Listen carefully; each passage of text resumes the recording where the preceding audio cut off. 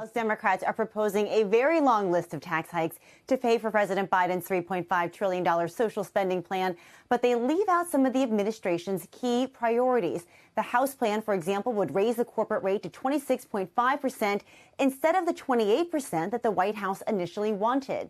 The capital gains rate would jump to 25%, though Biden had proposed matching it to the top tax rate for regular income, which would now be 39.6%. The carried interest holding period would be extended from 3 to 5 years, but the White House has called carried interest a loophole that should be eliminated altogether.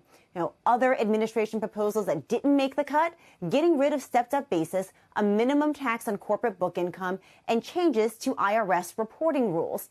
Now, House Democrats make up this money, though, through some new ideas of their own, like a 3 percentage point surtax on people making more than $5 million, raising the tax on tobacco and nicotine, and new rules for taxing cryptocurrencies. Now, still, the White House was supportive of the House plan, saying it meets the president's two core goals. It doesn't raise taxes on households making less than $400,000 a year, and it unwinds many of the Trump tax cuts from 2017, helping to fully offset the cost of that $3.5 trillion spending package. Guys.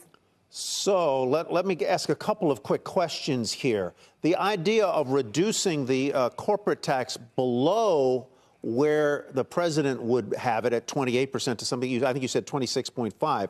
If that is the opening offer here, doesn't that suggest that that corporate rate might go even lower from that up? It's going to be maybe higher than it is today at, what is it, 21, but certainly lower than 28.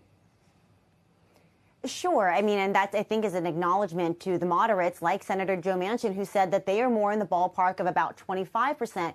So this entire package really seemed to be tailored to being something that could pass, but still raising the revenue they need to pay for their priorities. You know, there are major differences between what the House has proposed and what the Senate Finance Committee has proposed, and then what the White House has proposed. They're all going to have to come together and meet somewhere in the middle, but they're starting from a place not of how much can we tax to get the most revenue possible, but, you know, where are the lines that we can draw so that we can get the most number of Democrats on board? Quick follow on the Senate and the most powerful man in the Senate, Joe Manchin, who says he is nowhere close to a $3.5 billion plan in his head. Yeah, that's right. So Democrats are still also arguing over the scope of the spending. You know, one of the things that they have been discussing is, you know, should they fund a few things for a long period of time to ensure that they really last? What are their priorities? Or do they try to put everything into the pot, but only fund it for a short period of time so that they can save money and just hope when those programs expire, they don't get killed off at the end of the day? So that's some of the philosophical debate that's going on as they try to work out the details of this package. All right, Elon, thank you very much. Elon Moy in Washington.